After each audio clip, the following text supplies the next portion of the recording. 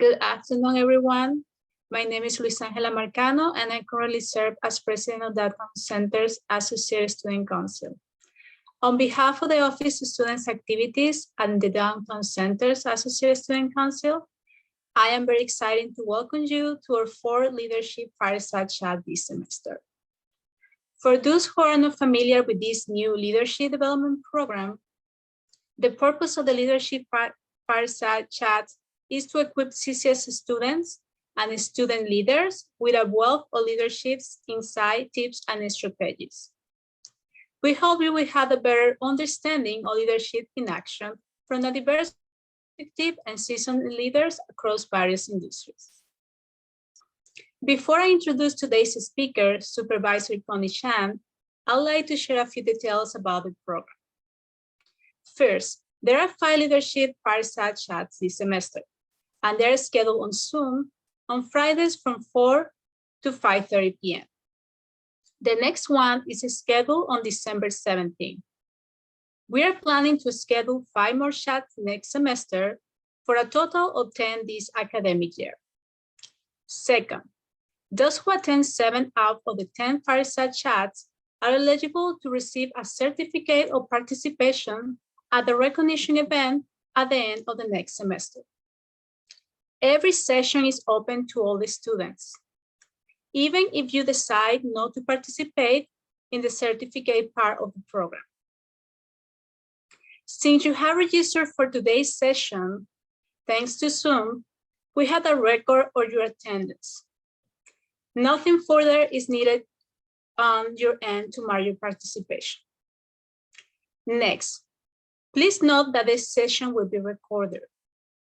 The links will be posted on CCSF Student Activities Office website for you to view later or to share with others so that they may benefit from this learning opportunity as well. If you have questions about this Leadership Fireside Chat program and the certification of participation, please email ccsflive@mail.ccsf.edu. I would also like to share a little bit regarding today's format. After these opening remarks, Dr. Geisce Ly, Dean of Downtown Center and School of Business, Child Development, Culinary, Fashion, and Horticulture will interview today's speaker for about 15 minutes. If you have questions for Supervisor Chan, please enter them in the chat. And around 5 p.m., there will be a questions and answer opportunity by Supervisor Chan to respond to your questions. During the last 10 minutes of our time together, we will invite you to share what you learned today. That will help you in your leadership development journey. Hello, everyone. Welcome and thank you for joining us today. My name is Hakan, and I currently serve as Vice President of Downtown Center's Associated Students Council. I am delighted to introduce today's speaker, Supervisor Connie Chan. Supervisor Connie Chan represents District 1 on the Board of Supervisors, including the Richmond, Central Richmond, Outer Richmond, Lone Mountain, Golden Gate Park, Lincoln Park, and University of San Francisco. Connie Chan was raised in San Francisco since the age of 13 and owes so much to this incredible city. Today, Connie has served as our city at every level and understands how policy goals at the top are implemented into operational actions for San Francisco residents. Born in Hong Kong, she moved to San Francisco at the age of 13 with her mother and younger brother. Her family was able to obtain a rent control apartment in Chinatown because her mother was able to develop the skills she needed for a new career as a claims processor at Chinese hospital, thanks to classes at CCSF. After graduating from Galileo High School, Connie earned her bachelor's degree from UC Davis, and then went to work giving back to the community that had done so much for her family. She started out as a volunteer interpreter, working with pro bono attorneys for SF Bar Association's volunteer legal outreach, while serving as a community organizer for SFSA and Community Youth Center. In 2006, she was recruited via an aide to Supervisor Sophie Maxwell and later served as an aide to the then District Attorney Kamala Harris, followed by Supervisor Aaron Paskin in 2016. Since then, Connie has also served as San Francisco Recreation and Parks and CCSF. Connie is honored to serve District 1 residents. Her priorities as supervisor will be to ensure the same opportunities San Francisco is giving her are available for all San Franciscans now and for generations to come. Now, I would like to turn this over to Dean Geisce Ly, who will be chatting with Supervisor Chan about her leadership journey and experiences. Jesse, the floor is now yours. Thank you, Hakan. Thank you. And thank you, Luis Angela. I just want to say a big thank you to all the folks who are joining today's Leadership Fireside Chat. We are extremely fortunate. I am just so excited. Supervisor Chan agreed to join us today, and this is going to be a treat. So thank you all for joining.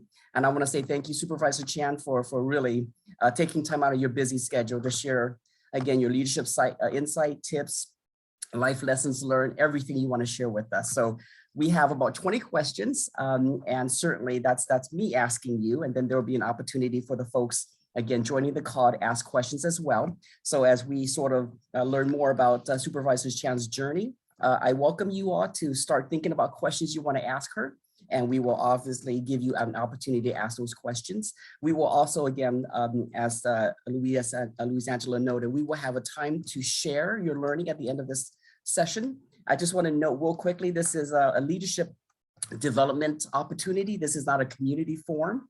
So we certainly, again, welcome you all here. We have some questions that Supervisor Chan will be sharing. And certainly we hope to just get you thinking about how to be a more effective leader. That is the purpose of these chats, to learn from Supervisor Chan and to just be inspired. She is a true success story. And again, I'm just so delighted. So thank you so much, Supervisor Chan, for joining us. I'm ready to rock and roll. Are you? Yeah, it's great to be here. I cannot believe that all of you are joining on a Friday afternoon.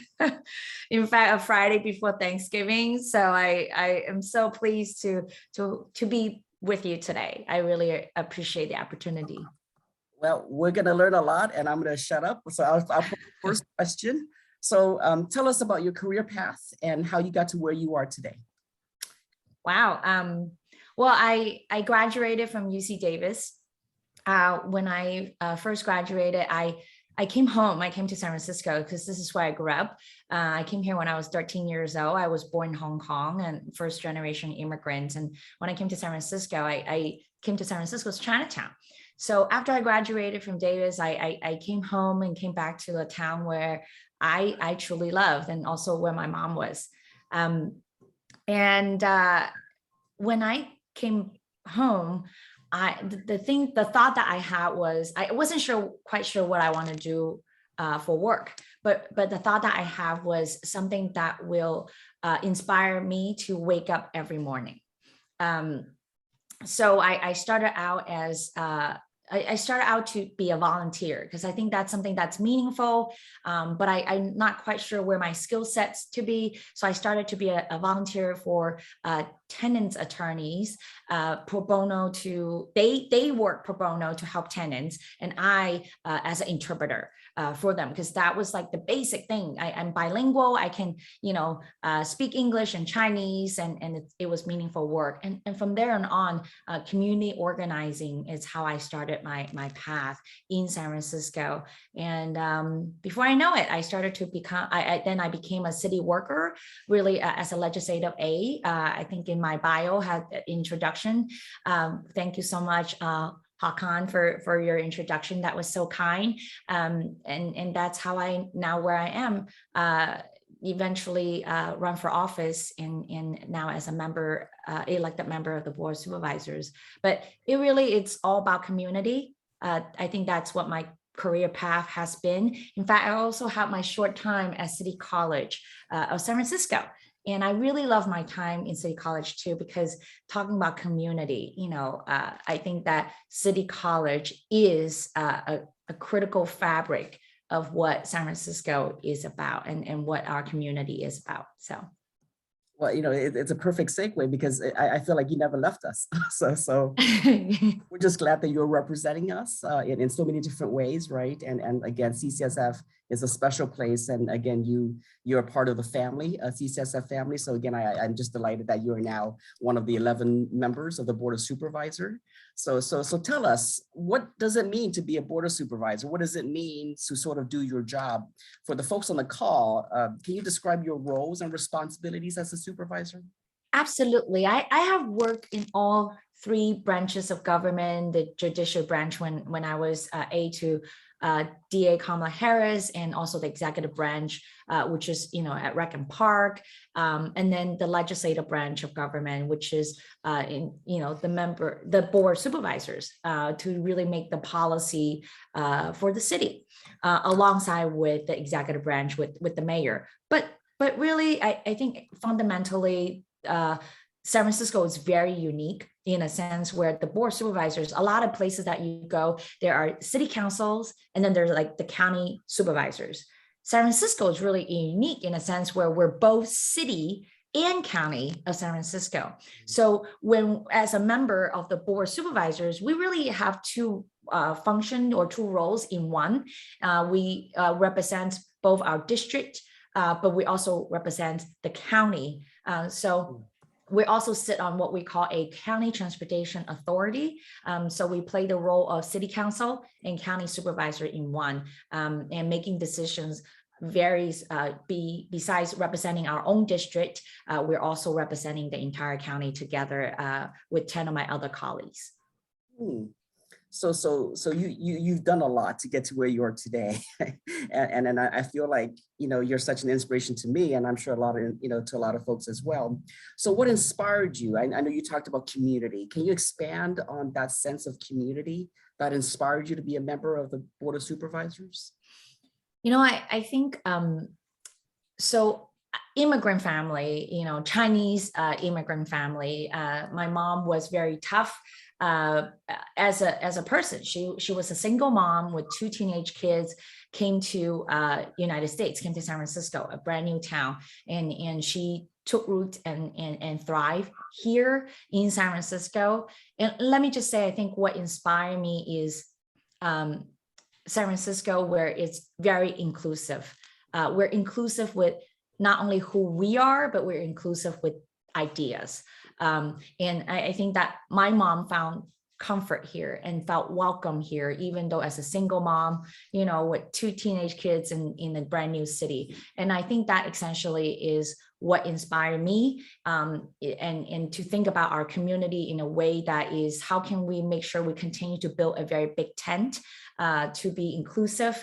And I think in my work is to constantly collaborate and find new friends and make new friends and new partners in the ideas that we can work together and make them become reality. So I think those are the things that inspire me, and because then you constantly meet new people and you constantly have new ideas by meeting those people. So it's great. Oh, and again, thank you. It's nice to hear your stories, because I think sometimes students can resonate, right? In terms of being an immigrant. I myself was a refugee. So whenever I see, Asian Pacific American Islander in a leadership role, it's very inspiring. And certainly, I like to get your thoughts.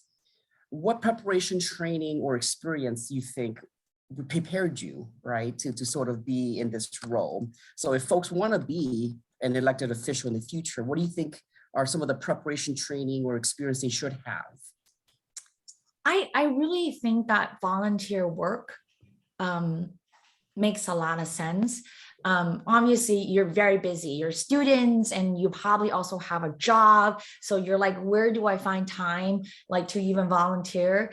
But I think even just an hour or two, whenever you can, or whatever time, however much time you can give, and in your own interest. I think those are the training that you end up those are the best training, because one, you're following your passion, because you're volunteering and you're giving time to a cause that you believe in. And then with that, it comes with a whole community and network of people that share your interest and share your passion. And then they share their wisdom and their knowledge and their lived experience with you. And I think that's how you build not just training and experience, but also a network that eventually will lead you to whatever role that you want to play for your community. And I think that is like great preparation. So I urge you, I think if you care about animal, maybe SPCA, if you care about, environment, maybe CRR Club, I think there are just many things that once you start getting involved and spend a little bit of your time there, it will lead you to the experience that you want to have to go where you want to go. That's great advice, and certainly I agree. I love education, so I've been, my whole career is in education. So thank you for sharing that reminder. So I like to know, what's a typical day like for you? I mean, I'm sure you wake up and there's endless things to do. So what's a typical day? What's a typical week? The great thing about being a supervisor is I do not have a typical day. Maybe the only time that is quote unquote typical is that I'm scheduled to show up at some place in advance, or sometimes last minute, but not so much because I have Angelina that is on my team. She's on this call too. She's in charge of my life. So I would wake up early in the morning and I look at my calendar and I go according to what Angelina has scheduled me to go. But I would say, every Tuesday starting at 2:00, that is where the board of supervisors come together and meet as a full board. And then we all have committee assignments. My committee assignments are rules committee, which is we appoint different people to commissions or different regulatory bodies of the city government so that they get to make decisions for all of us as well. And then I'm also on the government audit and oversight committee. And that is to obviously, auditing our government functions, making sure that we hold our city departments accountable and the process is transparent. So I'm on those two committees. One is scheduled for Mondays, every Monday, and then the other one is every other Thursday. But the thing is, it's unpredictable how long these meetings goes, because they could be hours and hours. For example, I started out 10:00 after my morning meetings. I started the 10:00 hearing. It lasted till 4:30 in the afternoon. And it's a good 6.5 hours hearing back to back. For all the items, in one hearing, in one meeting, that could be 6.5 hours long. That could also be a typical for Tuesday night. It starts at 2:00. I could end at maybe as early as 5:00, but could also go till very late, till 9 or 10. So it really all depends. So I don't quite have a typical day, but I know that it involves people always. Involves decision making, voting, or I go to events. Like early this morning, I joined Kaiser workers to protest against Kaiser. They need to pay their workers. So that's what happened this morning. But it really all depends. So how do you keep up? I mean, again, Angelina tells you where to go. I have Angelina tells me where to go. And I think that's the critical key to success. I think no matter what you do, is really teamwork. I know we say that a lot. It sounds kind of cliche, but it's true that I would urge you in life, the work that I do, I find that I'm most successful when either I'm joining or building a team of people that we share agenda. But most importantly, though, I have to say, I also find besides that you share the agenda and share the mission and the core value, may I say that I'm very fortunate to build a team of a group of very kind people. I think that kindness sometimes is not often talked about. That is what I strive for. I strive to work with people, not just smart or successful, but I really like to work closely with people who are kind.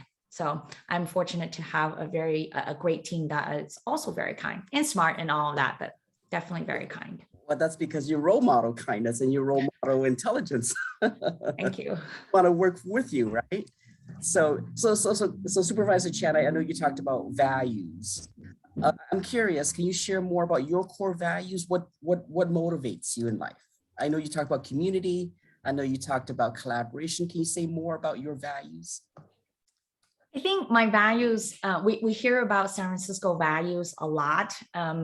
At least in my line of work, we talk about like, what are we about? You know, we're San Franciscans and you know, we're progressive and we're that. Again, I think I go back to that. Fundamentally, I think the city of St. Francis is about inclusiveness. In that sense, we are also a sanctuary city. It means that we welcome everyone. We want to be inclusive. This is where people should feel that they're safe to express who they are and their ideas. Yes, we may judge each other, we may criticize each other, but nonetheless, no one should feel that they cannot talk about who they are and what they think.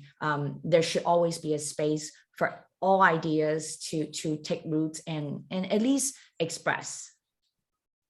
And that would be my value. I think even you and I maybe disagree. I think that it is my obligation, especially now as elected, to hear you out. Absolutely. So this is a perfect segue to my next question. So obviously being an elected official means you are a public servant. So public service is sort of the landscape. So what does it mean to be in public service? For the folks on the call, it may not be something they're familiar with. So what does it mean to be in public service? Wow, I think that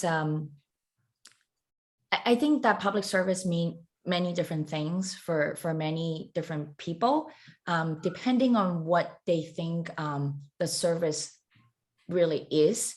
I think that sometimes it is okay to think about you know, your work as just work. This is coming to the work-life balance part, you know, and then there are folks that think that public service means this really you throw yourself out there, you completely sacrifice, you know, your life, you know, all of it into it. For me, I think that public service is you do the best you can for the work that you do and for the community that you serve, and not overextending yourself, because I think that you gotta take good care of yourself and your soul. And when you so what you put out is good. What you put out is enough.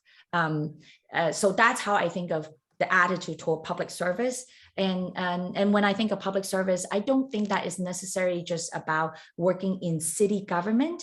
I also think that it is really serving your community.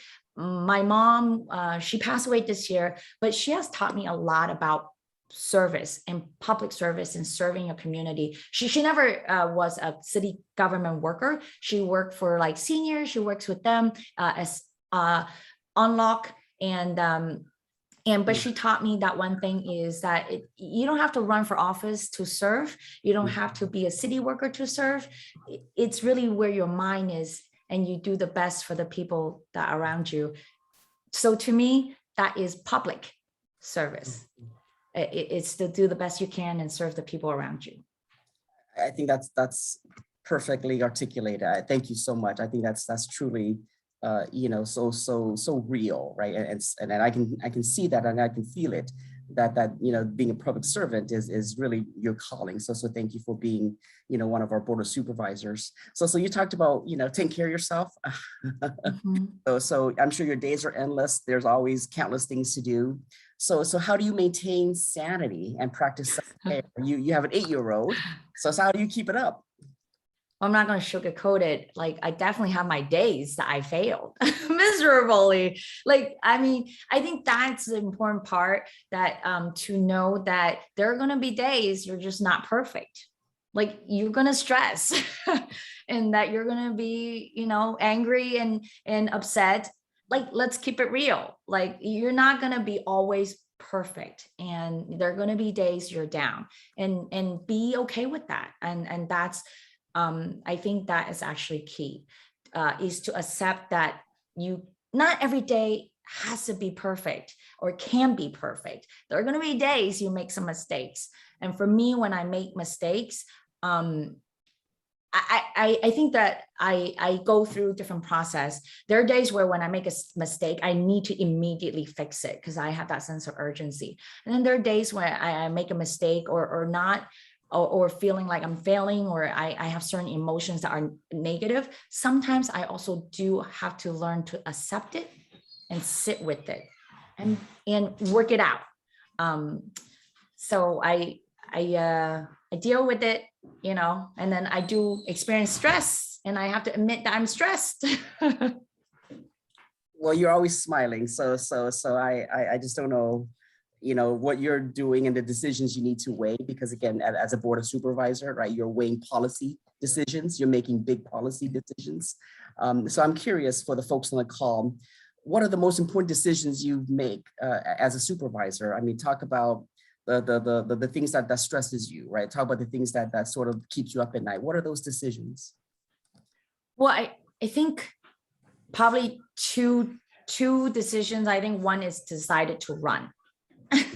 run for office. That decision was very hard, and because I know it wasn't just about me. It was also about my family, but most importantly about those people who will be supporting you. You know, you're carrying your village with you when you run, or when you decide to run. And then once I'm elected, I think that I wouldn't say I think like that every day, but a lot of times when I do sit in the chamber and vote, every vote, I think about the people that I represent.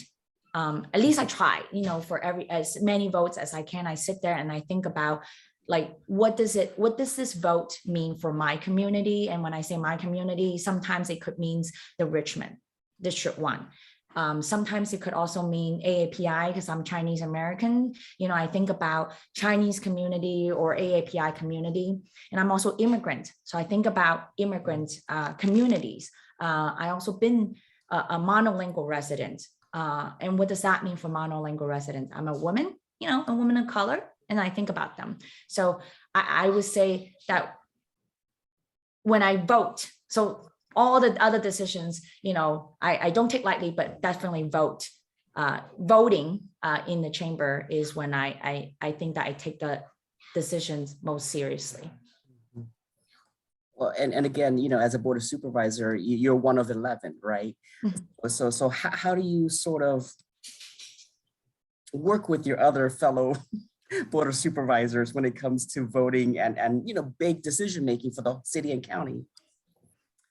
I think that pandemic make it definitely very, very hard. And I don't know how you guys are doing. I hope you guys are doing well, you know, but I'm sure like being in class or teaching a class, it's very different during pandemic because you're not seeing your classmates or your students or your teachers in person. And I think similarly, pandemic has changed the dynamic that I work at the board.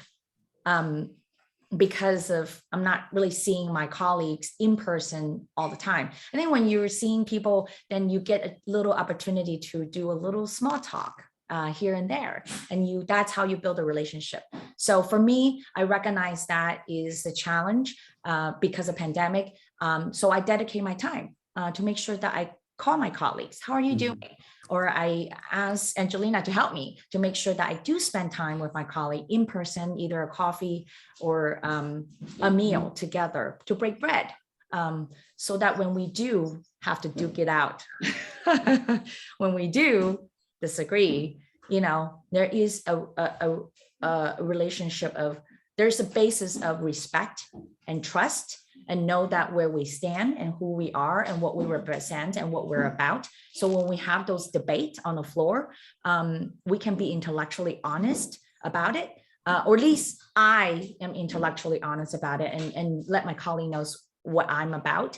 And sometimes I think that's the best you can do, and that's the best I can do to be me and be authentic me. And here I am. So you have to receive me as I am. And sometimes don't take it too personal how they react. So Supervisor Chan, so the word these days, right, is to be unapologetically you, right? To be who you are, live your life, speak your truth. Can you share with the audience, what does that mean to really speak your truth? Because again, we can't be anybody else but us and ourselves, right? So say more about being unapologetically you in terms of how you are and what makes you sort of be so passionate about, again, being such a very effective public servant. I think being you, authentic you, that actually also requires self-reflection. Meaning like, to think about who you are and take the time to process and think about who you are. And then you present yourself as what you are and who you are to the world, and be comfortable with it and own it. But that should not be at the expense of not taking the time to reflect and grow. So I think I hold both truths, meaning the true to be who you are at this moment and present yourself who you are at this moment. But it is okay to self-reflect and learn and growth and realize at a different time you may be different you, and then and be owning that too, and then to be okay with that, and then to look back and say, oh, I was at this time and this is who I was, and it's okay. So I hope that means to understand that it is great to be you at this moment. And then it's also great to evolve and change to be a different you down the road, and be okay with that and open to it too. I love that. Thank you. That's so powerful. That was just so powerful, right? It's okay to be you, who you are today, and it's okay to evolve into a different you, right? So thank you for reminding us, that we're constantly learning and constantly trying to be our better self. So thank you for that reminder. So there's no doubt, Supervisor Chan, you are a role model. You talk about your Chinese, culture roots. So how are you shouldering this responsibility? I mean, to be an Asian American woman and to be a board of supervisor, you are definitely somebody that we look up to. So how are you shouldering this great responsibility? That's a very deep question, Jesse. Because I think there are moments that you're right, like, to think about, I have my community needing me really to stand up for them and represent them. And especially now, in a sense where during this pandemic, we have seen, a heighten of anti-Asian hate. And it's deeply hurtful.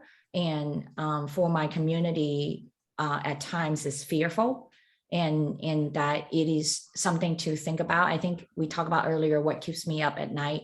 Perhaps this is true, that it does keep me up at night. So this is a hard one. But I do find strength in actually joining back to my community, meaning reaching out to actually do talk to the people that I represent, do talk to the community that I represent, and by talking to them and being with them, but also those who came before me. I have many great mentors. I have Assembly Member Phil Tang. I have former Supervisor Mabel Tang. I have former Supervisor Sandra Lee Fewer, as well as Board President Norman Yee. I have many of those who are AAPI elected leaders that came before me that I actually am very fortunate enough that I could seek out and ask for advice.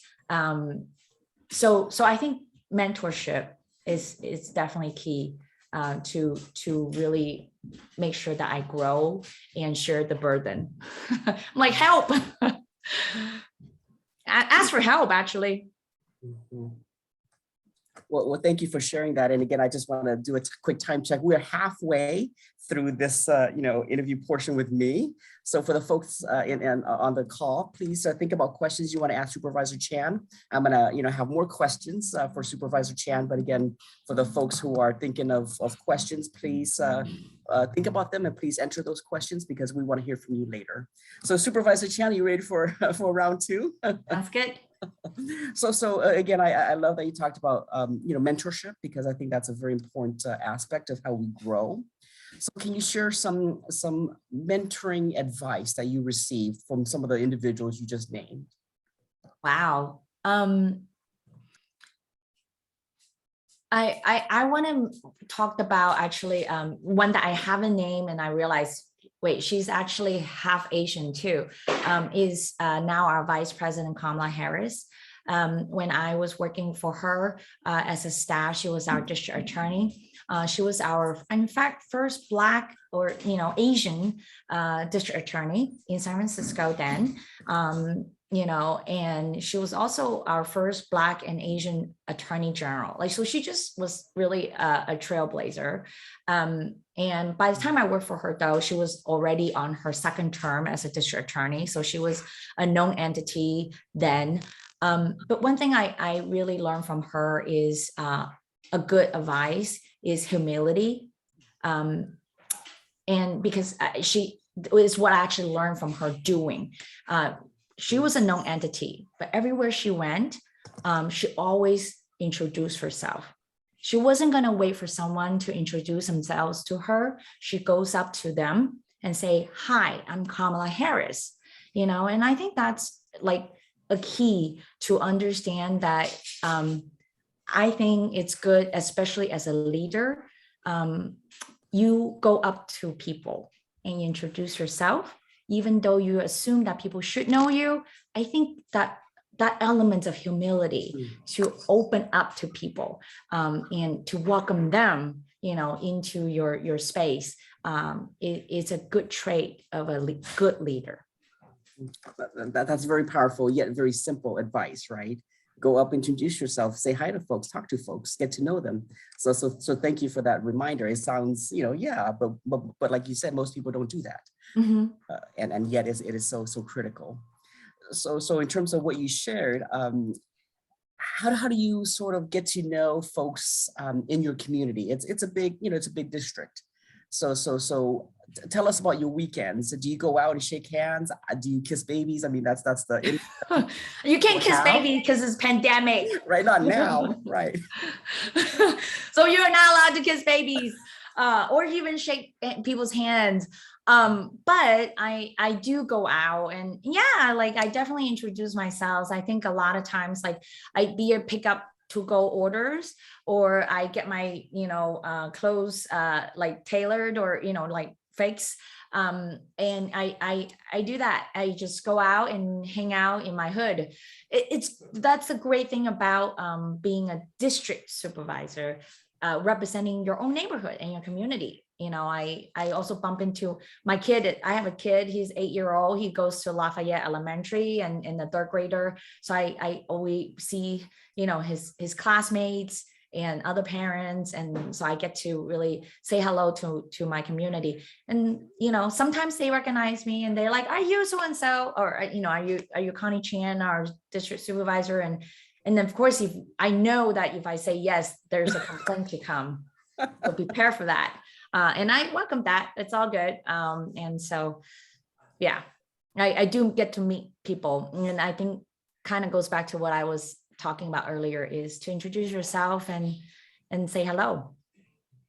So there's no doubt you can't be incognito these days, so you can wear a mask, but people can still sort of say, "Oh, that's Supervisor Chan." So you obviously lose some privacy, right, when you go out. So what's that like to sort of be known, to sort of be, quote unquote, a celebrity in your district? I don't know, a celebrity is the word. I think it's great. And it's a thought that I have.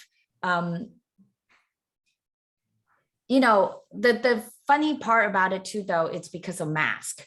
I think that unlike my predecessors who really truly just get recognized all the time, I think for me, because during pandemic, again, it changed the dynamic a little bit. So people stare at you a little bit because they can't be sure it's you, right, because you're wearing a mask.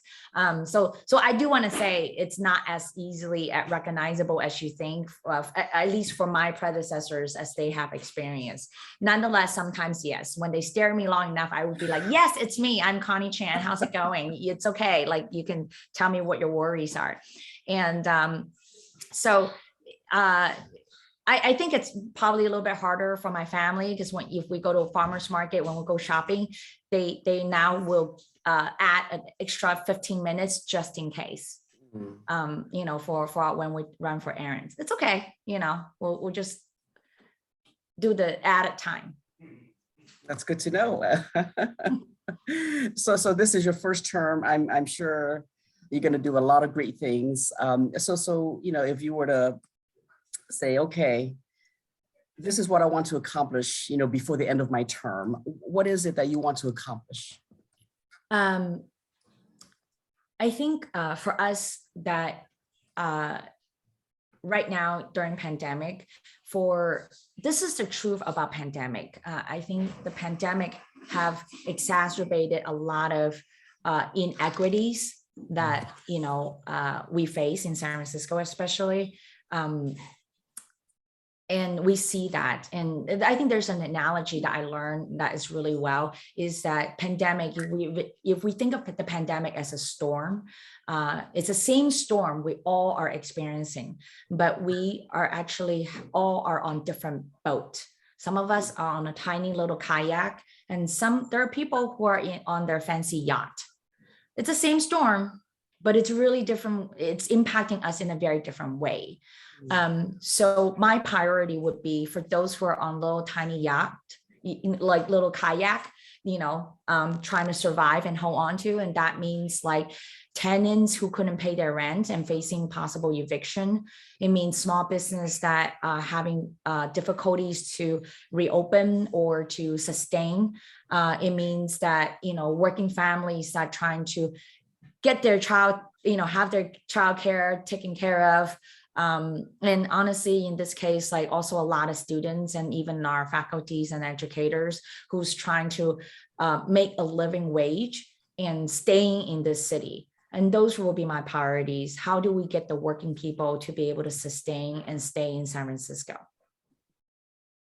Wow, I was taking notes and I couldn't keep up because I was just so inspired by your mission and purpose in life. So say more about your priorities, because again, these are not easy things to accomplish. So say more about how do you sort of strategically get closer to achieving those outcomes? Strategically, I think, so in my work, I would think, I know that what is critical to accomplish a lot of policy work is building a coalition.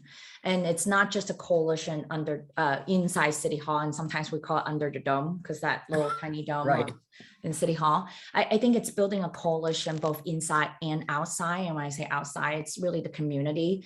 And frankly, like, in this case, and I work with, for example, AFT 2021, our teachers unions for the City College, and making sure, and, students community to advocate for making sure that City College has the funding it needs. So just different type of priorities is really about building a coalition, bringing people and stakeholder together and get it accomplished. That's a lot of hard work.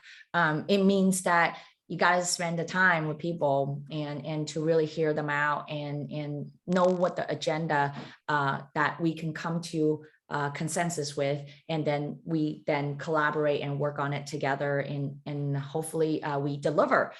Sometimes we don't deliver everything on that agenda, but if we can accomplish most, I think that's fairly successful. That would be fairly successful. Mm-hmm.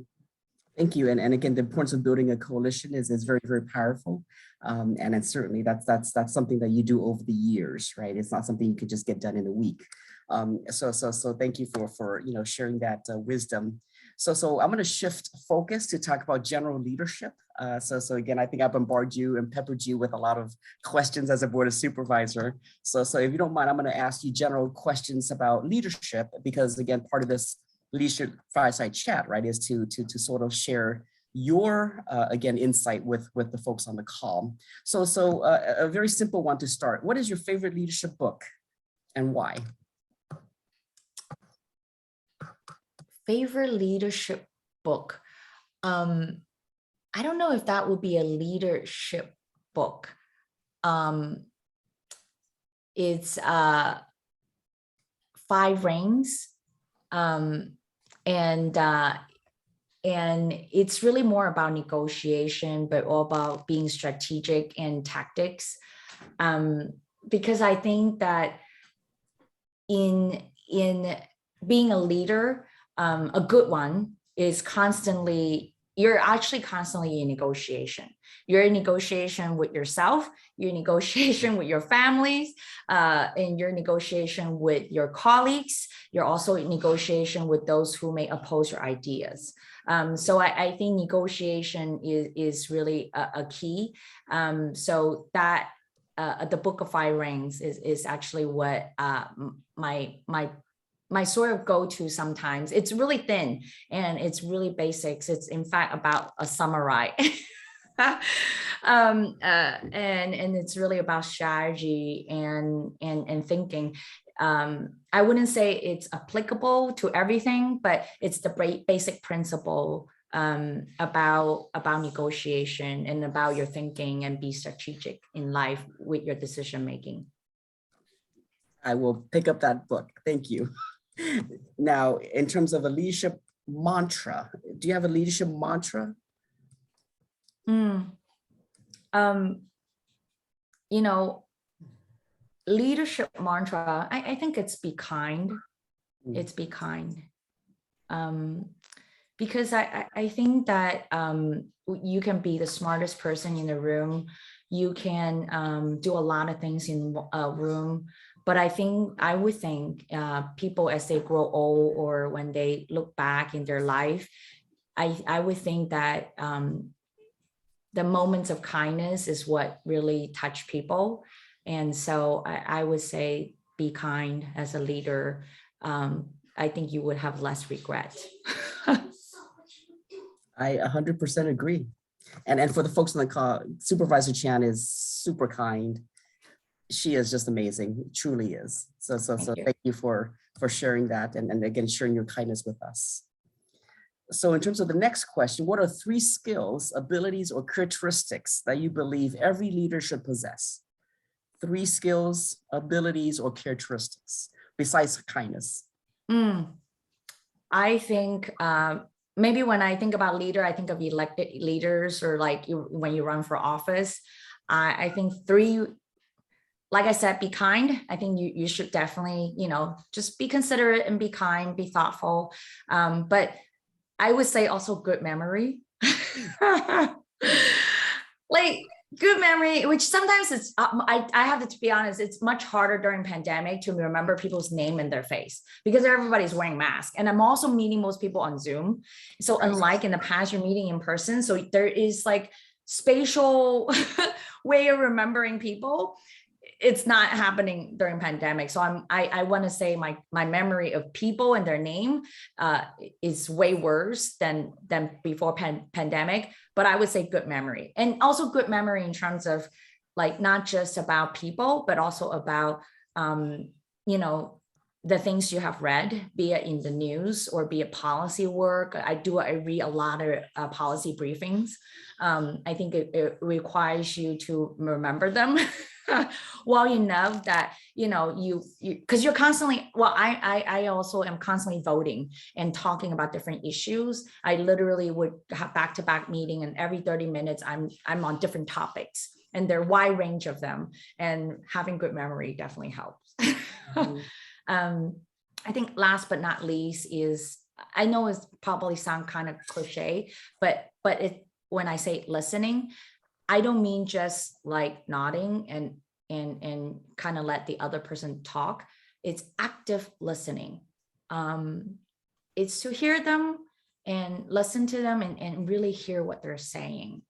And when you respond, hopefully that you hear them, that your reaction is not just what they're looking for, but is to show that you heard their point of view.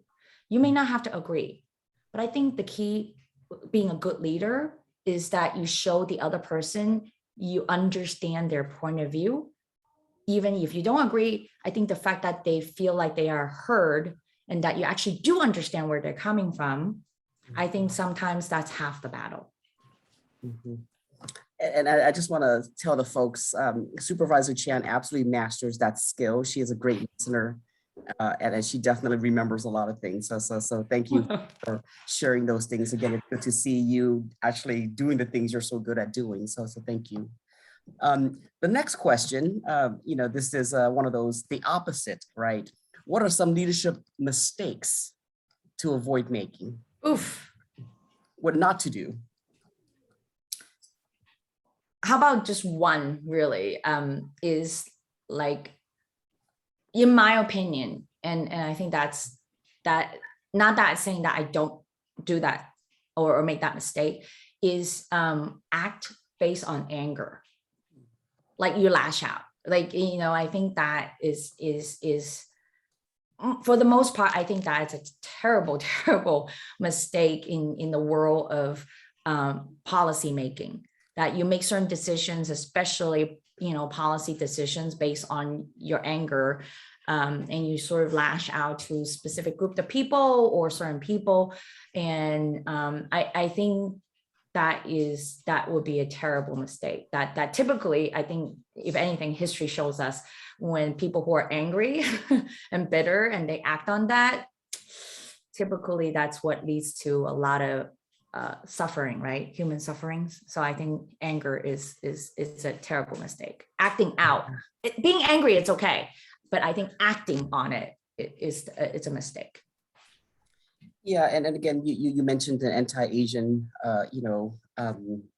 stuff that has happened, anti-Asian sentiments and behaviors and of course all these things. So what is it then that we need to do as a society to sort of not act in those ways?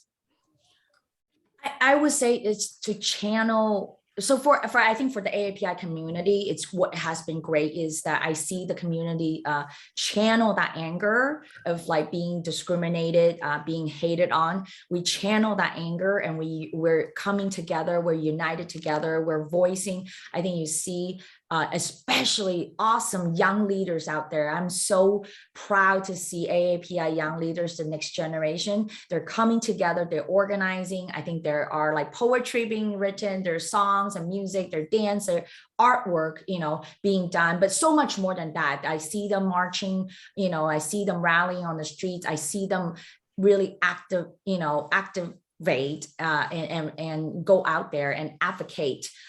So it's to channel that anger into that. I think when it comes to white supremacy and fighting against that, one thing I see is happening and time again, is what we all together, especially I think for allies and for communities of color, is that do not allow anyone to pit us against each other. We must stand united, especially for communities of color. I think that it's a technique that white supremacists use that especially among, I think we have seen evidence of it between Asian and Black community, that they're trying to pit us against the Asian and against the Black and Brown community. Let's not be used. Let's stand united. Yeah, and again, thank you for the powerful reminder. It truly is something that we're affected by. And again, that's so powerful to always stand united no matter what. So this goes back to what you initially shared. You started out doing community organizing as a volunteer. And I think that got you to where you are, and you are just such an inspiration. What do you want your legacy to be? What kind of impact do you want to have? I know, you're only 35, right? So 43, it's all good. So you have a lot still to do in this world. What do you want your legacy to be? Wow. First of all, yeah, I'm only 43 and I'm only like not even finishing first year of my term. That is really far to think about quote unquote legacy. But if I must, wow, I don't know, to be told. I think that I think sometimes thinking that far kind of hurts. Thinking about legacy is thinking about legacy is hard to set myself up for that. Maybe the legacy is just that I am me. I don't know, and not have to be anything more or anything less. Is that okay? Like, yeah. I because can I be super honest about this? Because Absolutely. because I think being legacy is I think it's really how other people view you. When I think that when somebody is being so driven about how do I build this legacy for me, how do I become, I think sometimes you kind of lose sight of what is now or what's important to you now. I'm going to turn on my light really quick. Yeah, I start to feel like the sun is setting. I'm sitting in a cave. Oh, oof. That's my son, who is super thoughtful. Who's only 8. Who's only 8. Thank you. They thank you again for sharing, and again you've always been so very authentic, and it's great to see your humility. Your humility absolutely is it is so evident. So one last question, and again I know I peppered you with so many already. Advice for our students at CCSF, advice for the folks on the call who want to be great leaders. What advice would you give during their leadership journey? And some folks are 25, some 35, some 45. So any advice you want to share? I would say, as a great leader, and it's going to be hard because I think we're all human and we make mistakes, and sometimes we're also trying to survive, in different ways. I think a great leader though is that in the moment of fear, is that you think outside of yourself and you think for your community and you think for the people around you. And when you're angry, and you do the same, meaning all the negative emotions that you would experience in hardship and challenges, that you will think outside of yourself and think outside of your emotion, and take your ego out of that room and think about what is the best that you can bring back to your community and for your community. And I think that, let me give you a very specific example. I think that, I do have a lot of pride too, and I think that there are times where you just kind of well, I know this, and I'm feeling this way, so and so should be doing this for us, and you just think about a lot, and you bring your own emotions and your own ego to a room to negotiate for something. But then once you walk into that room, I think a great leader is that you put your ego, you check all your ego and all your negative emotion out the door, and you go into that room and you think about what is it that the best deal that you can get for your community. What is it that your community needs? Is it when I talk about that, it means a room negotiating for budget, a room negotiating for a policy, and you walk into that room and you think about people that is not you.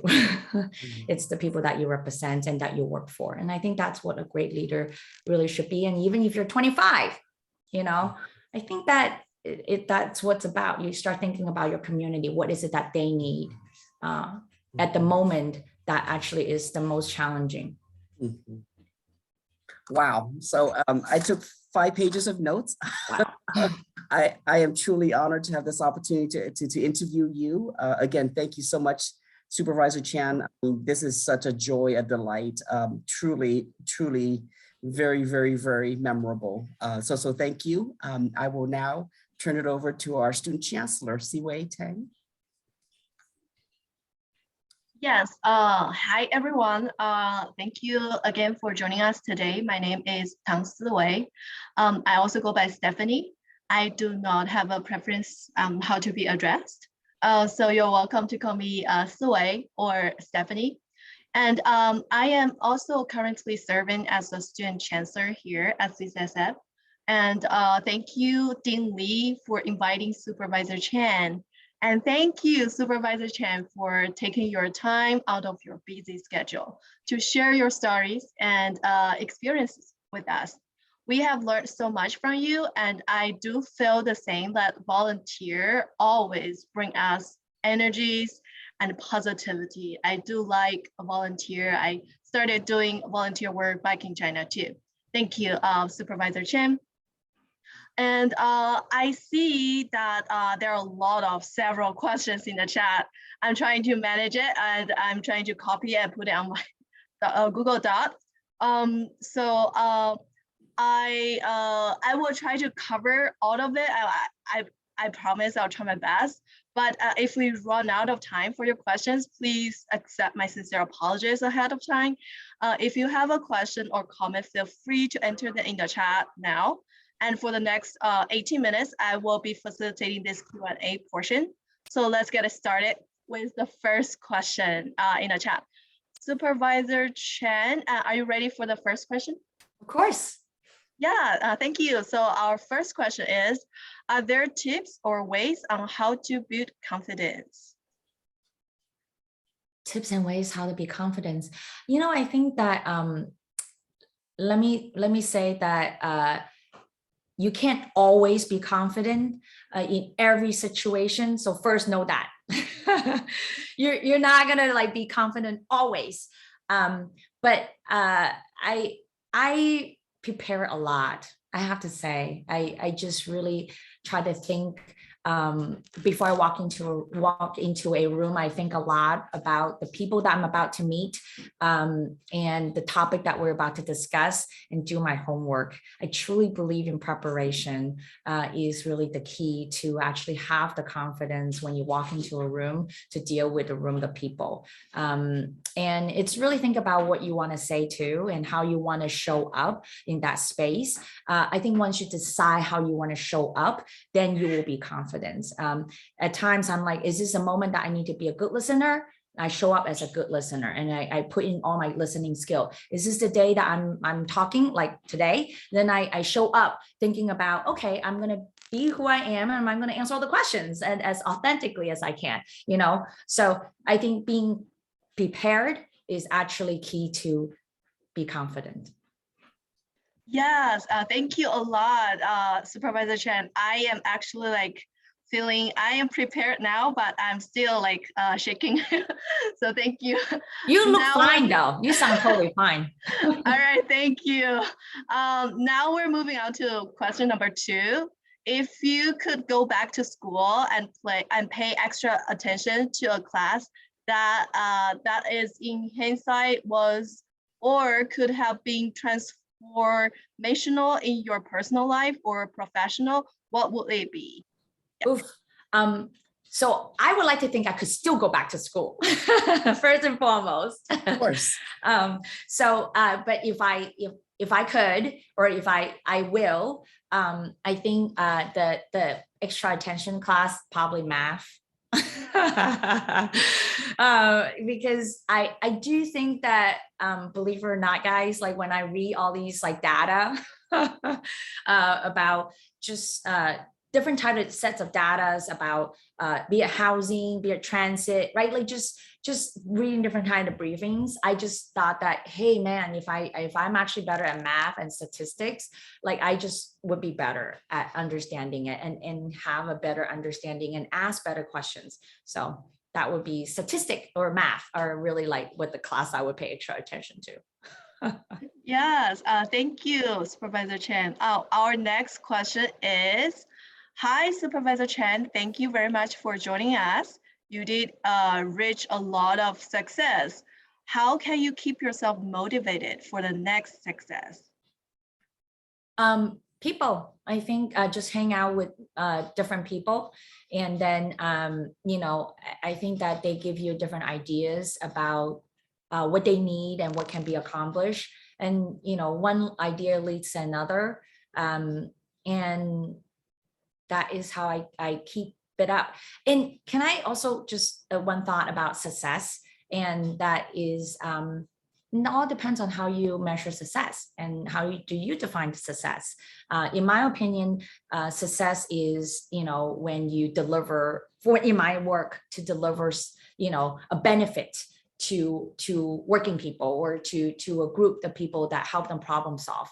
So when I solve a problem, even if it's just to install a stop sign, I consider that as a success, or get garbage picked up. Or when I deliver, a budget and help deliver a budget of $13.7 billion for city and county of San Francisco, I consider that as a success. So it all depends on how you define it too, I think.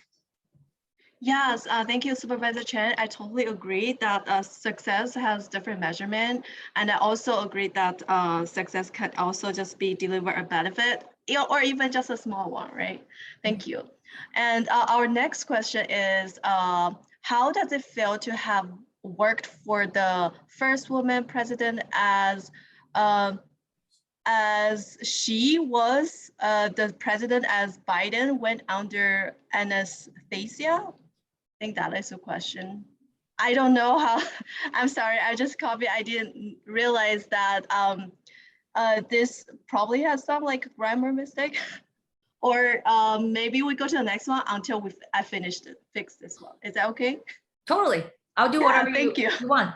Yeah. Yes, thank you. All right, let's go to the next one. I imagine public service can be very challenging, but also rewarding. Do you have experiences that stand out that are especially rewarding? Or is there a time you helped someone that you are especially proud of? Yeah, I mean, it's actually one of my early days that it's like I got addicted to it. It's to public service in a sense where I was a volunteer interpreter working with a pro bono tenants attorney, and I was doing an interpretation. And this is someone that was being evicted by a landlord and Chinese monolingual tenants. And the landlord, the reason why the landlord wanted to evict them, it's like you're subleasing your place to someone that I did not agree to, and this person keeps saying, this tenant was saying, it's my brother, and the landlord's like, I know it's not your brother, like it's just your friend. And he keeps saying it is my brother, and to the tenant's attorney, because this is, you're not supposed to sublease the place, and but that's because they came from the same village in China and they share the same last name. They're not blood relative. There's no proof that they are either. They're not in the same household, but culturally they came from the same village. So to him, this is his brother, his blood. But I was obligated to translate accordingly, right? Only translate what is being said. I paused for a second. I think that was the moment where, like, I don't know, that in my training, I asked a pro bono tenants attorney, I was like, may I just, because we're going back and forth. This is stuck. So I was like, may I just have a moment to explain a little bit of a cultural situation. And it's not just a technical translation of like language. And in the pro bono tenants attorney were allowing me to say that, to explain that, hey, they're from the same village, therefore to him, this is his brother, he's not lying. And that really helped solve the case. I think that technically kind of just helped both sides to be like, whoa, no one is trying to deceive the landlord. This is truly a family situation, at least in the opinion of this tenants. Yes, thank you, Supervisor Chen. And I got some help to reward this. And so I will go back to the question that was asked before this. When President Biden went under anesthesia, technically Kamala Harris was the first woman president during that time. How does it feel knowing you worked for her? So I think the question is probably about Biden is going through his annual checkup and he's going to colonoscopy and somehow there's a transfer of power, even though it's super technical. You know, the way I'm thinking about it is this, that I'm really proud of not just her. I think I'm really proud of a lot of our women and women of color leader and making their being a trailblazer. Whether I work for her or know her, you know, I think it's an honor, it's a privilege to have known Kamala Harris and to have worked for her. But I don't really, in some way, that it's her accomplishment. It's hers. I don't, while it's great to know how to work for her, I don't, and I'm proud of her accomplishment. I don't really associate in a sense where that as if her accomplishments is mine. So if that makes sense at all, like I'm proud of her, good job, yay girl, but go continue. But I focus on what I do. I got to do better. Thank you. Yeah, that's something that I would like to learn more. And yeah, so thank you. Let's go to the next one. San Francisco is a city that is so rich in diversity. How do you think we can encourage more immigrants to become elected officials? By nurturing our next generation leaders. And I think that this is why I'm so happy to be spending time with you, truth be told.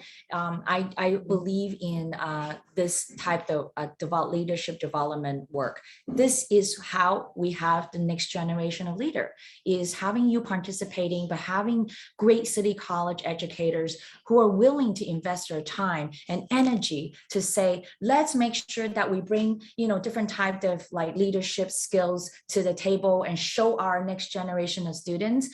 Because I hope, you know, even though it's 30 something of us today, that perhaps through our conversation, you would think about running for office the next day, you know, or whenever you had a chance down the road. So I think this is it. This, what we're doing today is really the way that we need to continue to go to raise the next generation of young leaders and immigrants leaders. And I want to continue to make a pitch, and that's why I go CCSF when we need to make sure that we fully fund City College.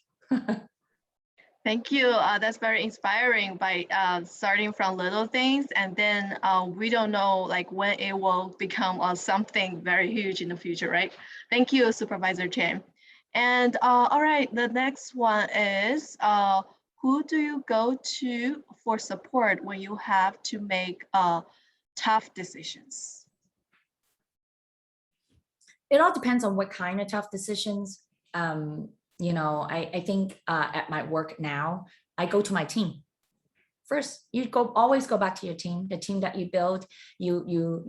It's a team of trust. It's your inner circle. You go back to them and you think out loud. They're your sounding board, and hopefully you build a good team, a team that will tell you the truth. Don't build a team of yes. Build a team of people that will tell you no and give you real feedback and tell you the truth to your face. I really like that. Don't build a team of yes, I'm writing this. I think this is very powerful and encouraging. I actually empower students to be different, to express themselves. Thank you, Supervisor Chen. All right, the next one is, how do you make yourself available to your constituents, but also have boundaries around your personal life? That's a really good question. I think that I want to give a good example for next week. I have Angelina's help to block out my week. I am spending Thanksgiving week with my family. My son will not be in school, so I block it out. But before and after that, like I'm all yours, you know. But when it's time, then I block it out. And I think that, and you need to be committed to it. And turn your phone off. Not off, but just don't touch it. All right, thank you, Supervisor Chen. And yeah, setting boundaries is also like a chapter that I need to learn. Next question is, Can I what also are, say something really quick about for the Yes. new generation though? It's easier for me because I'm a little bit older. Actually, I'm a lot older than you, but like, you know, what I think though, 2 words for the new generation: social media. I think the real time to just kind of like be still and be okay, have a little self-care is maybe it's not to be on social media. That's when you have your boundary. all right, that's very great to know, because sometimes I may just like, okay, today I'm not using my personal phone, or not using my my working phone, or I don't know where I will be, so I'll see you tomorrow, something like that. All right, let's move on to the next one. Before we moving on, we only have a short time on this section. We have time for only one more question now, and then I will just read the next one. And I do know that there are a lot of questions that I didn't get to, so I'm sorry. And I hope you will keep coming back, and hopefully we'll have Supervisor Chan joining us in the future, so we can continue have this live participation. Thank you again for your amazing and insightful questions. So Supervisor Chan, are you ready for the last question? Sounds good. Yes. All right. So the last one is, what are some of your favorite things about our city? Sports teams, restaurants, fog? Wow. There are many things that I love about our cities. They're really, really, San Francisco, it's very, very amazing. What I do love about San Francisco the most is how different our neighborhoods are. And if you can, and you know, have the ability to walk around the city, I think just by walking around the city, it's amazing. There are just so many. We're 48 hills within 49 miles. And I grew up in the city since I came here since I was 13, and really spent my teenage years here. And then also after college, I came back, started working as a community organizer. And most of those times I actually walk around the city a lot. And just the architecture in our city, it's actually really amazing. Our parks are really amazing. Those are the things that actually, it's things that, and people watching. I think that all that is really what I love about the city. And as you can tell, that truly by nature, I am an introvert. Therefore, I like the opt to just be still in a space and observe my environment. And that's what, but San Francisco itself is just so amazing about so many changes and how diverse it is, and how unique it is, and just every corner that makes San Francisco just very unique observing it. Thank you, Supervisor Chan. I just want to share one more thing. I used to be a very super introvert person, and now I'm probably like the combination of both. And yes, so much appreciative for your wonderful and amazing answers. We love that, and we get to know a lot about you. Thank you again. And now I'm gonna turn this floor to our amazing student Ni Fan. Ni Fan, you are on the call. Thank you, Stephanie, for facilitating the Q&A portion of our event. And thank you again, Supervisor Chan, for answering some more questions from the audience. We really appreciate you sharing helpful tips, lesson learned, and sage advice. I personally love hearing about your experience, especially when you say FCS is inclusive, about your volunteering experience, and being a leader with kindness and being authentic. For those who come in from class or joining late, my name is Ni Pham, and I am currently serve as Secretary of Downtown Center Associate Student Council. I am now going to facilitate the last portion of our time today, which is to invite you to share what inspired you today, or what you have learned from Supervisor Chan If you would like to share, please raise your virtual hand in Zoom and I will call on you. Okay, and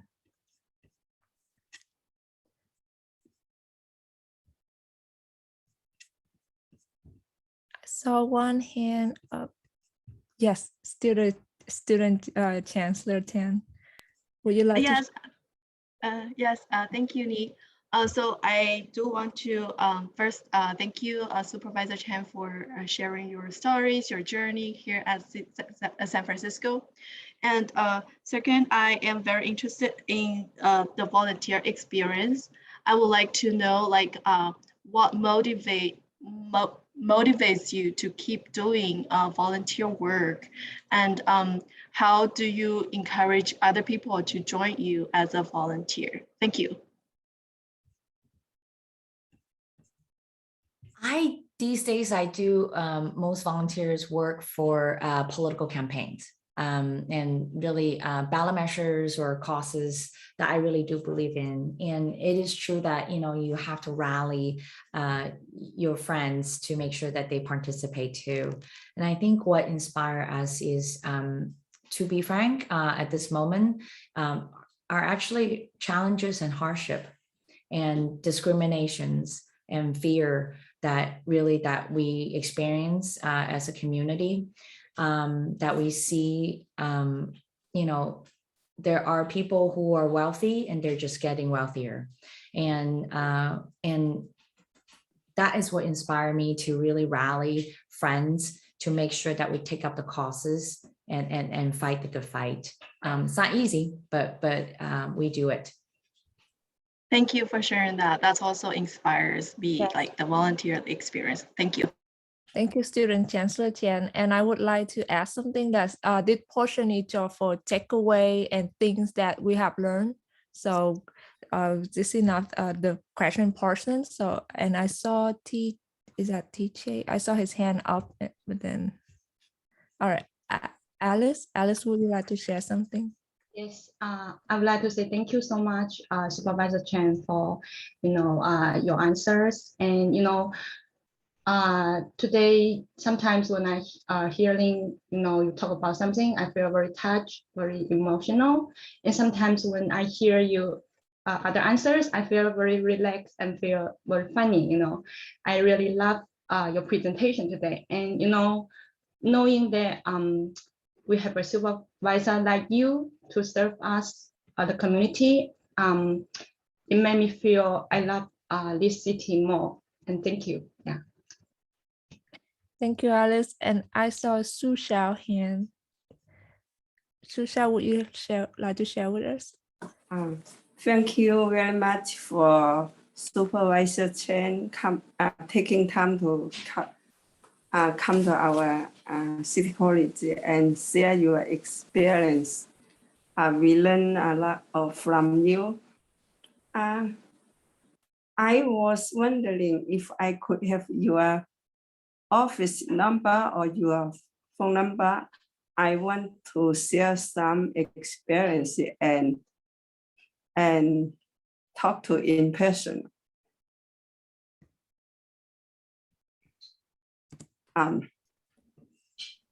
Absolutely.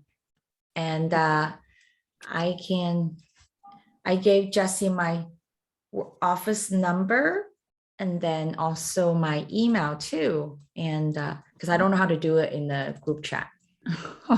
Okay.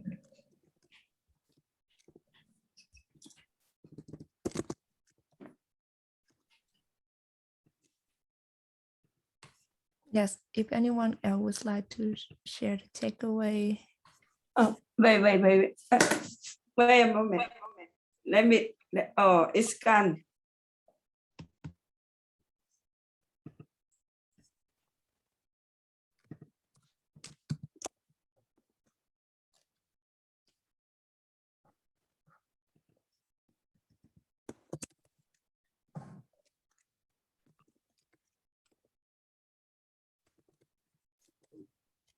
Ni, I see Hakan's hand. Sorry, may I have your phone number again? I did not catch up the number yet. The number is 415 So I saw 554-7410. Sorry, 415-554-7410. yes, 751.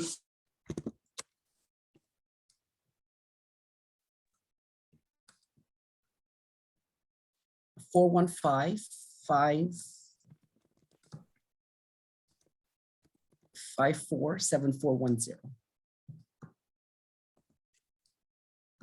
Thank you. thank you. And I saw Hakan hand. Would you like to share with us? Yes, thank you very much, Supervisor Chan, for attending and joining us today. When I saw your bios, I was really shocked, and I was super happy. And I am an immigration. Hopefully, I will be immigrant status next year. And I saw your for me is a lot of success, and today is really inspired for me. Thank you very much. Thank you, Hakan and Louis Chancellor. Yes, I want to say thank you too, and I feel very inspired. I have a lot of knowledge and a lot of little notes that I make, quotations to write, and something that captivate me in my thinking is about how to take time for your personal life, because sometimes we feel the pressure that we need to serve and we want to serve all the time, but it's important for our mental health and for us to be better to take time for us. So I think that is a good thing to take with us, that we need to find that balance, and it's good to know that we can have it and be good and success at the same time. Thank you. Thank you. And the last hand from student trustee Melina Lee. Student trustee, are you here? I'm right here. Can y'all hear me? Yes. Can you hear me? Yes. Okay. Saludos, good evening, Supervisor. Wanted to first of all thank you for joining us here at City College San Francisco, downtown campus. My name is Melina Lee, and I am the student trustee for the CCSF. And just wanted to commend you for the work that you do. Just hearing a little bit of your narrative and your story, and just being a motivation for myself and the students to continue doing what we're doing, and to just the reinforcement of empowerment and the changes that we get to individuals within ourselves and within our community. So just wanted to thank you for joining us. Thank you for sharing. And I would like to ask Supervisor Chan if you have any final leadership advice that you would like to share. You know, I think the last thought is this. You know, I want to say even now at times that I realize even now, even though I have a lot of partners and teams and all that, there are still moments that I worry and I stress and I scared. There are moments, you know, because you're about to make big decisions and do big things, and that's okay. I think that's what bravery is about. Sleep on it, you know. It's okay to be uncomfortable. It's okay to be scared, and then you will find ways to be brave and to stand up for your community and for yourself. And the last thought is also this, that know that, you know, I think that I see that there's a lot of people of color in this forum, and I really appreciate it. And that, you know, we always live in this space thinking about, and this kind of goes back to the bravery part, that we also think about is this the moment that I fight? Is this the moment do I stand up and be strong and have that strength, and know that and push back? Let me say this, being a good leader is to know that you do need to defend yourself. You do need to fight for yourself as well, because when other people see that you stand strong and fight for yourself, then they know and have the confidence that you could fight for them too and stand up for them too. And this, I also want to say specifically for women and women of color, because we're always in the space that a lot of us think about, oh, maybe I should let this go. Because we're also are people that are trying to bring people together, right? We wanted to make sure everybody's okay, feel okay. Should we be confrontational? And I think that at moments is yes. If you know this is the right thing, stand up for yourself so that you will then have the strength to stand up for other people too. Even though there are moments where you feel uncomfortable and be scared, it's going to be okay. So I think that's strength of a great leader. So that's my last thought. Thank you so much for your sharing. We are at the end of our time together. Thank you everyone who joined today's Leadership Fireside Chat. It was truly an insightful learning opportunity.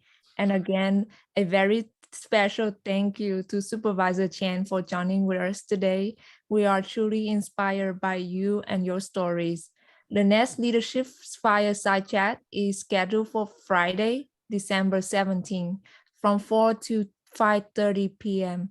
The speaker is Shaman Chan, Program Manager at Google. We hope to see you next month. Thank you, everybody, for joining. Thank you again, Supervisor Chan. Thank you very much. Thank you. Thank you very much, everyone. Bye. Thank you. Bye-bye. Good weekend. Bye.